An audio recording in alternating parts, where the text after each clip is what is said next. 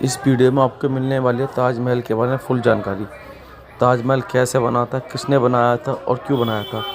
इस वीडियो में आपको इस तरह की जानकारियाँ मिलेंगी जो आपको आज तक नहीं पता। कैमरे से कैप्चर किया गया था 1862 के अंदर, लेकिन उस टाइम पेड़ बहुत ज्यादा हुआ करते थे तो ताजमहल क्लियर नजर नहीं आता। ठीक है। सेकंड जो पिक्चर है वो 1874 में कैप्चर किया गया, पेड़ काटने के बाद। आइए 1959 में जब ताजमहल पहली बार पब्लिक के लिए ओपन हुआ था, ये तब का पिक्चर है। इससे पहले जितने भी पिक्चर देख रहे हैं आप, उसमें कोई पब्लिक नहीं है। ये पहली बार पब्लिक के लिए ओपन हुआ था, तभी का फोटो है। ठीक है, 1959 में ईसाई के द्वारा इसी तरह ताजमहल के अंदर पिक्चर्स लगाए जाते हैं। पहले भी ब्लैक एंड व्हाइट पिक्चर्स लगाए जाते थे, अब कलर पिक्चर्स लगाए जाते हैं।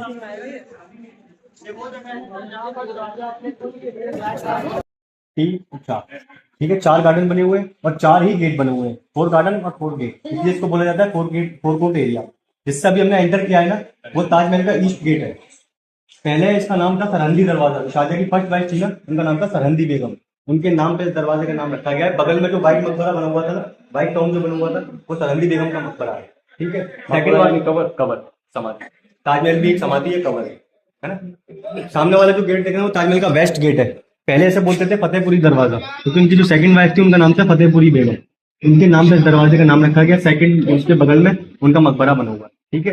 ये वाला जो गेट है साउथ गेट है ताजमहल का। इसे बनाया था उस टाइम जो लेबर ताजमहल के अंदर काम करती थी, सारी इसी गेट से एंटर होती थी और इसी गेट से एग्जिट होती थी। इन दोनों गेटों से उन्हें आने जाने की इजाजत नहीं थी, क्योंकि वो लेबर थे, इसलिए वो इस वाले गेट से आने जाने देते थे। ये ताजमहल का मेन एंट्रेंस है, जैसे बोलते हैं रॉयल गेट। उस टाइम में बोला जाता था इसे शाही दरवाजा। जितने भी शाही लोग होते थे वो सारे इसी गेट से एंटर करते थे और इसी गेट से एग्जिट करते थे। शाहजहां के जितने भी शाही लोग आते थे।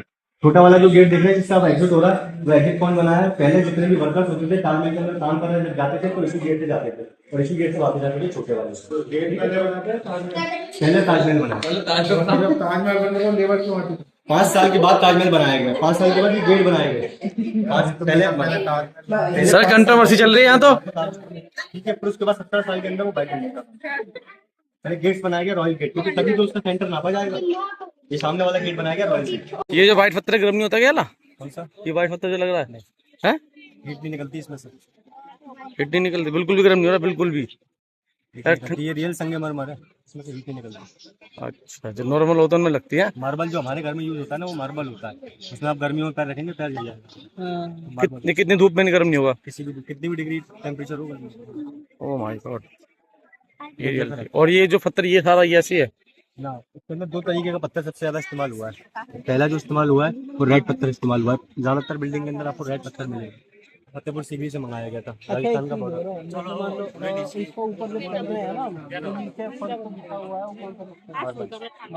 वो गर्म हो रहा होगा। नहीं, रियल मार्बल है वो, संगमरमर ही बोलते हैं। अच्छा, वो हीट नहीं होगा कितना भी, कितने भी टेम्परेचर पे। ये है 7 बजे हुआ है। पानी थोड़ा पानी दिलवाना भाई। अब बताओ भाई। ताजमहल जो है वो चारों साइडों से सिंबलाइज किया गया। क्यों? क्योंकि ये एक सिमेट्रिकल मॉन्यूमेंट है। इसकी चारों साइडें सेम जैसी दिखती है। इसका फ्रंट भी ऐसा ही है, इसका लेफ्ट भी ऐसा ही है, इसका बैक भी ऐसा ही है और इसका सेम सेम चारों साइड है इसकी। और जैसे पिलर जो नजर आ रहे हैं साथ साथ नजर आएंगे पिलर। सिमेट्रिकल है। हाँ, क्योंकि ये सिमेट्रिकल मॉन्यूमेंट है। दूसरा, इसकी नीचे की भी चारों साइडें सेम नजर आएंगी आपको। ठीक है। और दूसरा ये कि ताजमहल का काम जब स्टार्ट हुआ था तो 1631 में स्टार्ट हुआ था, 1631 में। ठीक है। और जब कंप्लीट हुआ था तो 1653 में कंप्लीट हुआ था। 31 से लेकर 53 तक 22 साल हो गए। सामने दिखाऊं, सामने जो डोम नजर आ रही है उस पर दरवाजे पे छोटे छोटे डोम लगे हुए हैं। 11 डोम है वो। 11 इसके बैक साइड में 11 बने हुए हैं। 11 और 11 22। 22 साल लगे ताजमहल को बनने में, इसलिए 22 डोम लगाए गए, इसको सिंबलाइज किया गया। ठीक है। दूसरा ये 1631 में बनना स्टार्ट हुआ था, 1631 में। ठीक ठीक। 1631 में बनना स्टार्ट हुआ था, 1653 के अंदर कंप्लीट हुआ। तो 16 गार्डन बनाए गए। इसमें जो फुहारा फाउंटेन देख रहे हैं आप, ये ताजमहल का सेंटर लाइन है। इसमें 8 उस टाइम फुहारा हुआ करते थे। हाँ, हुआ। उसके कैसे चलते थे फुहारे उस टाइम बिना मोटर के? मैं बता रहा हूँ ना, उसका सुनो तो। ये जो फुहारा बनाया, फाउंटेन बनाया, ये ताजमहल का सेंटर बनाया। ठीक है। पहले जो फाउंटेन थे ये चलते नहीं थे। क्यों? क्योंकि पहले रिवर से पानी आता था, पीछे यमुना नदी है, वहां से पानी आता था, तो उसमें प्रेशर नहीं आता था। सिर्फ नाम के लिए थे, इसमें पानी नहीं आता था, चलते नहीं थे ये। अभी क्या हुआ है, साइड में इसमें वाटर टैंक बना, गार्डन उस साइड है, 16 गार्डन बनाए गए और जो फाउंटेन लक्स में लगाए गए वो 53 फाउंटेन लगाए गए, 53, ओ सर, क्योंकि 1653 में कंप्लीट हुआ था, इसलिए आज 16 गार्डन लगाए गए और 53 फाउंटेन ऐसे भी सिम्बलाइज किया गया। 1653। ठीक है। दूसरा ये एक सिमेट्रिकल मॉन्यूमेंट है, जो व्हाइट बिल्डिंग देख रहे हैं आप, इसमें साइड है दोनों इसकी सेम है, ये वाली भी साइड सेम है, ये वाली भी साइड सेम है, और इसमें 4 मीनार लगाई गई है बराबर की दूरी पे, 1 इंच भी फर्क नहीं है इसमें कहीं भी, 1 इंच भी? 1 इंच भी कहीं भी फर्क नहीं है, जितनी इसकी दूरी है उतनी इसकी दूरी है। उस टाइम तो जीनियस जीनियस थे। सबसे जीनियस है, जब तो जो उस टाइम थे तभी तो आज तक बन नहीं पाया ये। दूसरा ये साइंस का वो नमूना है जो साइंस आज तक नहीं बना सकती, उस टाइम की जो साइंस थी। उस टाइम कुछ ज़्यादा टेक्नोलॉजी थी आज के मुकाबले। आज के टेक्नोलॉजी वैसे गैजेट्स में है, उस टाइम दिमाग में थी। दूसरा मेन इसके अंदर ये है कि ताजमहल का अपना कोई कलर नहीं होता है, ठीक है, ये रियल संगमरमर है जो उसमें इस्तेमाल हुआ है व्हाइट बिल्डिंग के अंदर, इसमें अपना कोई कलर नहीं है। ताजमहल सूरज की रेस के हिसाब से अपना कलर चेंज करता है। आप इसकी डोम देख रहे हो, ऊपर जो डोम बनी है गुम्बद, हाँ उसकी इस टाइम मिल्की व्हाइट कलर है, ठीक, वो व्हाइट नहीं है, मिल्की व्हाइट है, और नीचे जो कलर है वो व्हाइट है, तो जैसी रेस पड़ रही है ऐसा ही उसका कलर चेंज होगा, ठीक है। दूसरा ये इसमें दिन भर में 4 कलर चेंज होते हैं ताजमहल के अंदर। पहला सनराइज में जब आप आएंगे तो लाइट पिंक नजर आएगा ताजमहल, ठीक है। सनसेट में आप आएंगे, इसमें शाम के वक्त में आएंगे तो आपको लाइट गोल्डन नजर आएगा, दोपहर में आपको व्हाइट नजर आएगा, ये 2 बजे के टाइम पे। और महीने में एक बार फुल मून होता है जिसे मून लाइट कहा जाता है, पूर्णिमा, ठीक है, उसका 510 रुपए का टिकट होता है, उसमें ताजमहल ब्लू नजर आता है, इसमें ब्लू शेड होता है ताजमहल का, वो फाउंटेन के अंदर नजर आता है, टोटली ब्लू। हाँ टोटली ब्लू नजर आता है ताजमहल, क्योंकि उसको जो रेस जैसी रेस पड़ती है फुल मून में ऐसे ही ताजमहल नजर आता है। और 510 रुपए का टिकट होता है, रॉयल गेट से एंट्री। चलो भाई आगे चलते रहो, सुनते रहो भाई की बात है, इधर सुनो। के अंदर जो 7 वंडर थे उनमें सबसे ज्यादा अगर टूरिस्ट कहीं विजिट करता है तो वो ताजमहल। 7 कौन इंडिया में एक ही है ना, 7?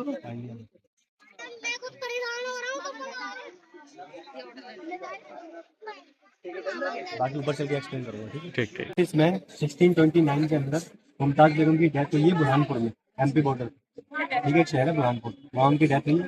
वहाँ से उन्हें मम्मी बना के रैप करके यहाँ लाया गया था। 6 महीने उनकी बॉडी यहाँ रखी हुई थी इसके अंदर। ये ताबूत जो देख रहे हो उसमें 6 महीने इनकी बॉडी रखी हुई थी मुमताज बेगम की, ठीक है। 6 महीने रख के रहने के बाद फिर ताजमहल का मैप बनाया गया है, क्योंकि उनकी बॉडी जब रख दी गई थी तो 6 महीने का टाइम लगा ताजमहल का मैप बनाने में। ताजमहल का मैप बन के क्लियर हो गया, तैयार हो गया। ताजमहल की सेंटर लाइन जो थी वो डिक्लेयर हो चुकी है, ये ताजमहल का सेंटर है। जैसे मैंने वहाँ बताया था कि ताजमहल सिमेट्रिकल मॉन्यूमेंट है, चारों साइड सेम बनाई गई है, इस साइड भी सेम है और इस साइड भी सेम है, और इसे 2 भागों में डिवाइड किया गया है। जैसे कि सेंटर इसका बनाया गया ना, तो 42 एकड़ में बनाया गया। टोटल जो एरिया आप ये देख रहे हैं 42 एकड़ है, 42 एकड़, 21 एकड़ इस साइड बना हुआ है, 21 एकड़ उस साइड बना हुआ है। जो सेंटर है इसका वो फाउंटेन बनाया गया, मैंने बताया था जो फाउंटेन आ रहा है ना तो सेंटर है ताजमहल का। 21 एकड़ इस साइड है और 21 एकड़ ही उस साइड है। तो जब सेंटर लाइन बना ली गई ताजमहल की, बनाने के बाद वहाँ जो अंदर ब्रेव देख रहे हैं ना, वहाँ पे गड्ढा खोदा गया 30 फीट, क्योंकि ऊपर जो कवर बनी है, जो ब्रेव बनी है वो रियल ब्रेव नहीं है, वो डुप्लीकेट ब्रेव है। रियल जो ताजमहल की ब्रेव है वो 30 फीट नीचे बनी हुई है, ठीक है। पहले मुमताज बेगम को दफन किया गया, दफन करने के बाद उसके बाद व्हाइट बिल्डिंग का काम स्टार्ट हुआ, क्योंकि पहले उनको दफन किया गया। 1629 में उनकी डेथ हुई थी, उसके बाद ताजमहल का मैप बनाया, उनको दफन किया गया। 1631 में ताजमहल का काम स्टार्ट हुआ, 1631 में, ठीक है, और 1653 के अंदर कंप्लीट हो चुका। 31 से लेकर 53 तक 22 साल हो गए ताजमहल को बनने में, पूरा टाइम 22 साल लगे ताजमहल कंप्लीट हो गया, ठीक है। इसमें इसको सिंबलाइज भी किया गया, जो रॉयल गेट पर डोम लगी है ना छोटी छोटी मैंने दिखाई, तो 22 डोम है पूरी, इसको सिंबलाइज किया गया, बताया आपने। तो 22 डोम लगाई गई। और जो गार्डन बने हुए, ये गार्डन देख रहे हैं ना आप, 21 एकड़ में 8 गार्डन बने, और ऐसे ही 21 एकड़ में 8 गार्डन बने, 16 गार्डन लगे हुए इसमें टोटल, ठीक है। और फाउंटेन जो बने हुए हैं वो 53 फाउंटेन बने हुए हैं, 53 1653 में कंप्लीट हुआ था, इसलिए 16 गार्डन और 53 फाउंटेन लगाया गया, इसलिए सिंबलाइज किया गया, इसको सिंबलाइज किया गया चारों साइड से। दूसरा ये व्हाइट बिल्डिंग जो बनाई है ये बिल्कुल सिमेट्रिकल बनाई है, चारों साइड सेम बनाई है, कोई फ्रंट नहीं है, कोई बैक नहीं है, कहीं से भी करोगे फोटो खींचोगे एक जैसा ही आएगा, ठीक है। आगे चलते हैं। इधर पासा में पानी पानी नजर सुना था कि यहाँ से सारा पानी ताजमहल में इधर से आता था ना, ताजमहल में पहले पानी इधर से आता था, लेकिन अब वाटर टैंक से आता है। पहले जितना भी था सारा पानी ताजमहल में रिवर से ही आता था, स्टार्टिंग में। तो रिवर के अंदर पानी नहीं है, बहुत कम पानी है। ये क्या है, ये जो है सामने बड़ा सा है?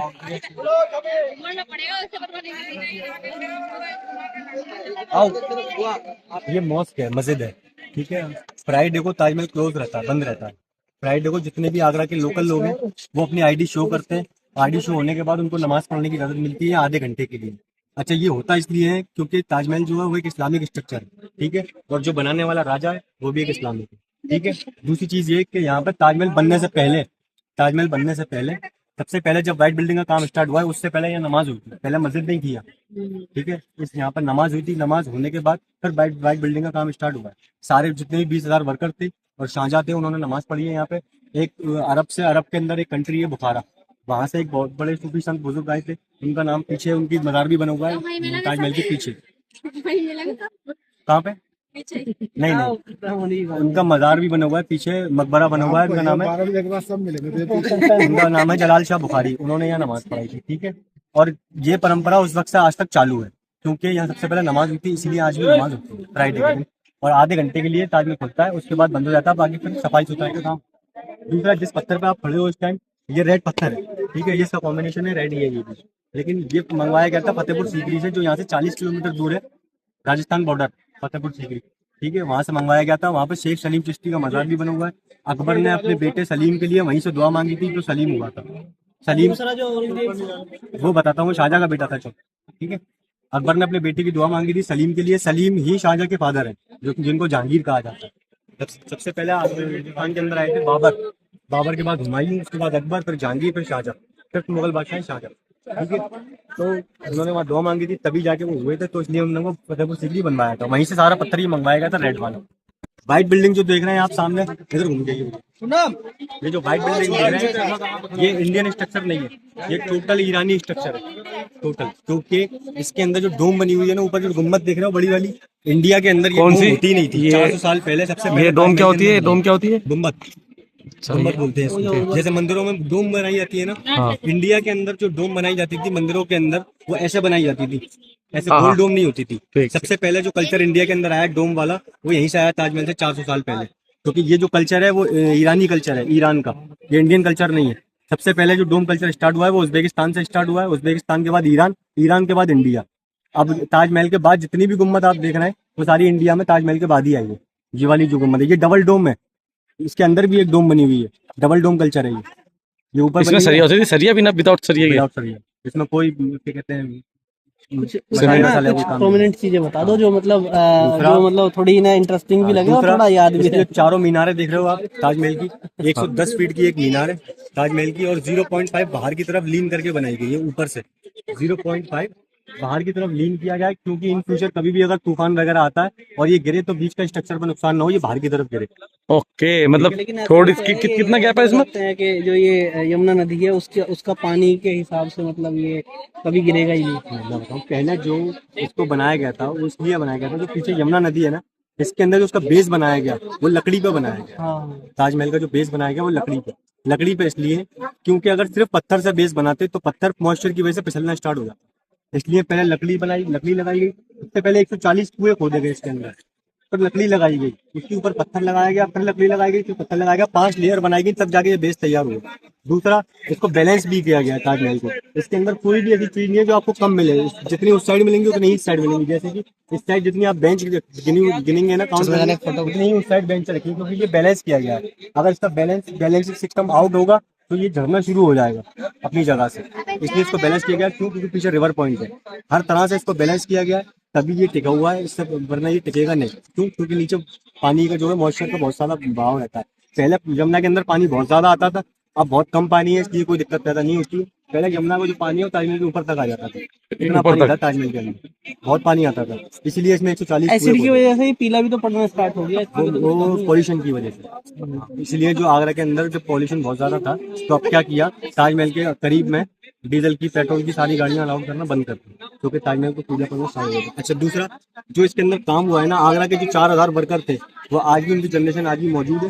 डेथ एनिवर्सरी मनाई जाती है शाहजहाँ की साल में एक बार, है ना, तो जब डेथ एनिवर्सरी होकर गुजर जाती है उसके बाद इसका सच बात है क्या इसमें हाथ कटवाई है? वो सच बात नहीं है, लॉजिकल उसका लॉजिक में बात होगी, वापसी जाएंगे। दूसरा, इसके जो आर्किटेक्चर है वो पाकिस्तान के रहने वाले, पाकिस्तान का नाम तो सुना होगा आपने, पाकिस्तान के रहने वाले आर्किटेक्चर जो थे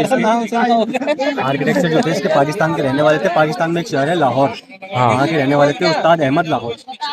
उस्ताद अहमद लाहौरी, उन्होंने आर्किटेक्ट किया है। जो डिज़ाइनर है वो भी पाकिस्तान के थे, उनका नाम था उस्ताद इस्माइल लाहौरी, उन्होंने डिज़ाइन किया था।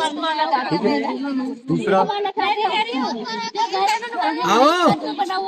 दूसरा इसकी जो पच्चीकारी जो उसके अंदर फिनिशिंग हो रही है, नीचे की जितनी भी फिनिशिंग आप देख रहे हो ना, जो कटिंग हो रही है पत्थर के अंदर जितनी फिनिशिंग हो रही है, एक मथुरा के रहने वाले थे, ब्राह्मण थे, उनका नाम था उस्ताद पूरू, उन्होंने इसकी सारी फिनिशिंग की है नीचे। ये जो कटिंग किससे उस टाइम किससे होती थी कटिंग? हथौड़ी चैनी से? थोड़े से। और जो रेती आती है ना, रेती पहले रेती बनाई जाती थी, उससे इसको फिनिशिंग किया है।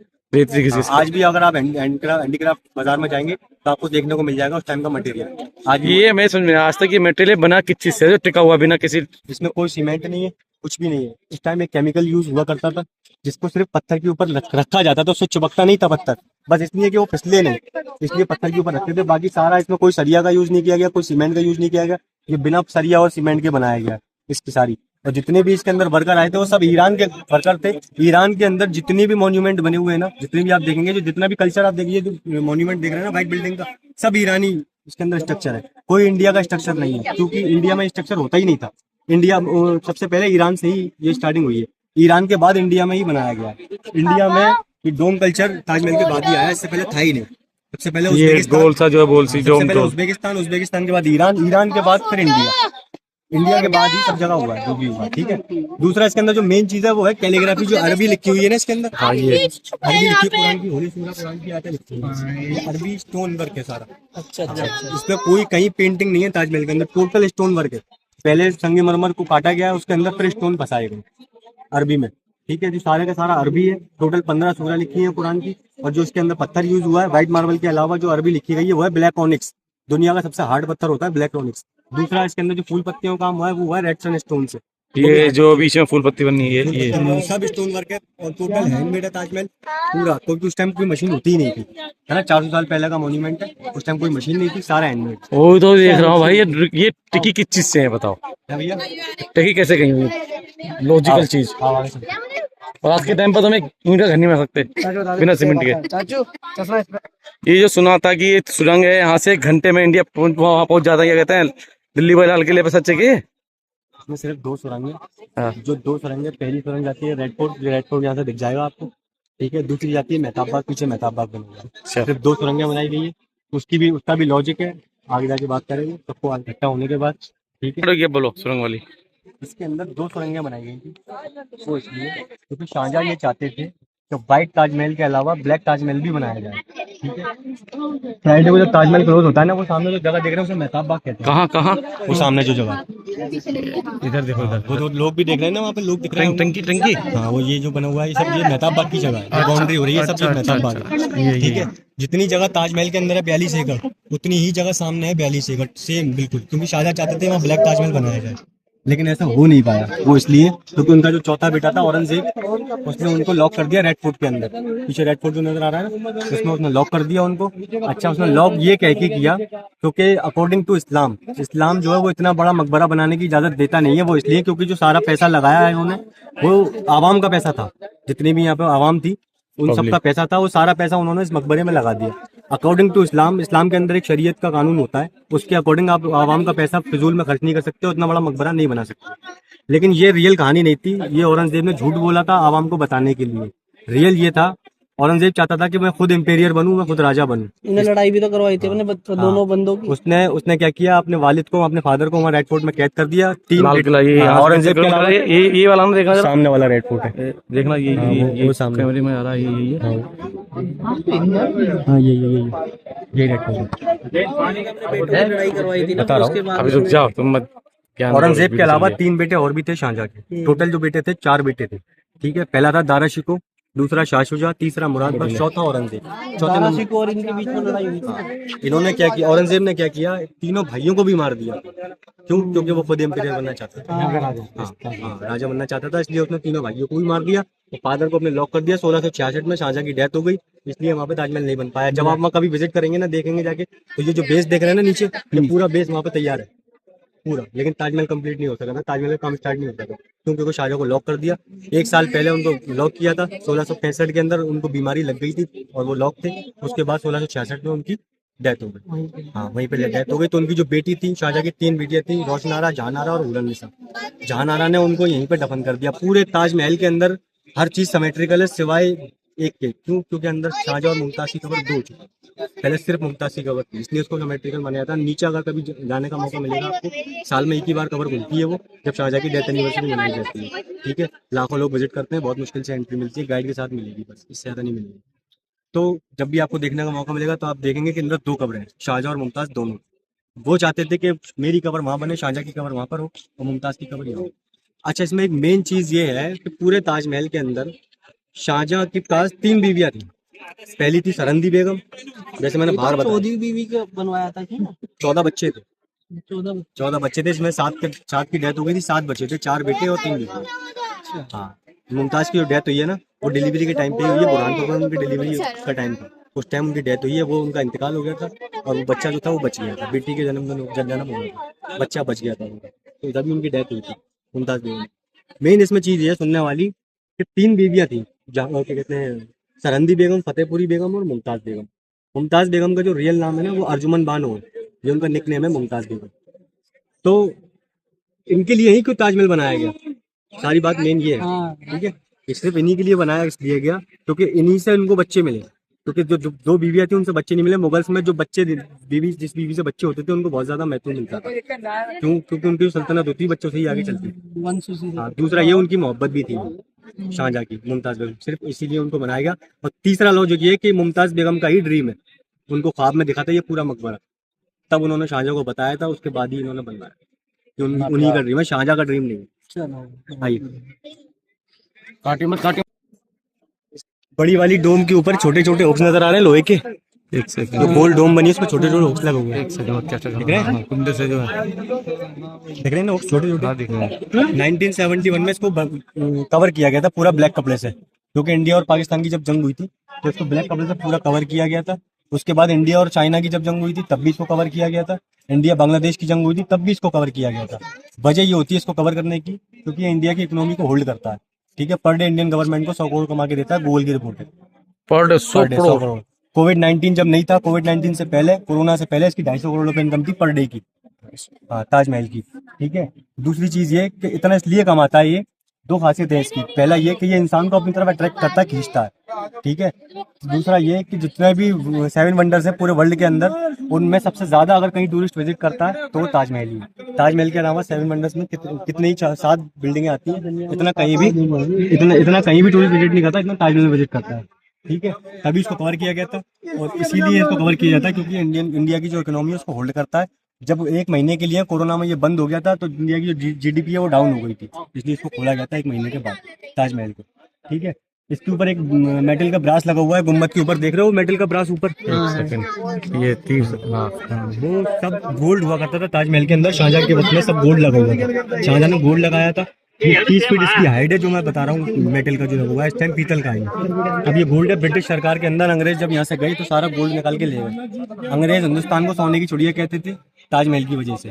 ठीक है, जब यहाँ से वो गए, आज़ादी जब मिली हमें 1947 में, उसके बाद जब वो यहाँ से गए तो सारे के सारे यहाँ से गोल्ड निकाल के वो ले गए।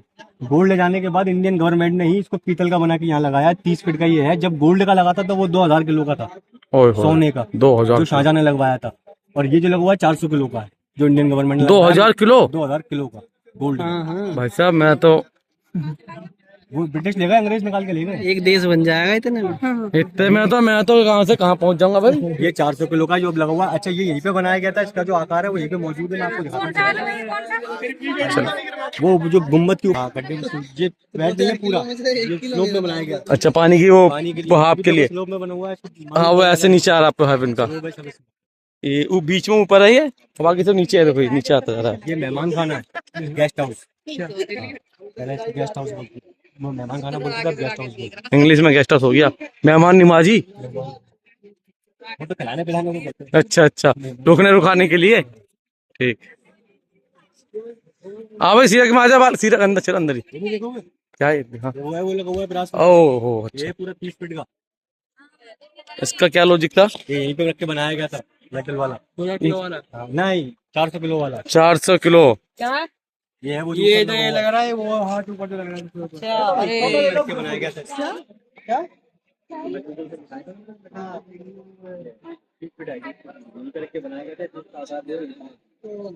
लॉजिक क्या था इनका इसका? कवर कवर कर दिया टूरिस्ट के लिए, जाके देख सकते। पहले जो लगाया था उसको शाहजहां लगाया था, 2000 किलो का था वेट इसका, गोल्ड वाला जो था 2000 किलो। 2000 किलो गोल्ड समझ लो कितना होता है? पीतल का। 2000 किलो। आ जाओ भाई पूरी रात में मालिक बन जाऊंगा एक शहर का, आ जाओ फोटो एक फोटो ये भाई दुबई बना दूंगा मैं। बना देंगे, पहले लॉजिक सुन लेते पूरा हो गया क्या खत्म। हाँ खत्म। टाटा बाय बाय चलो।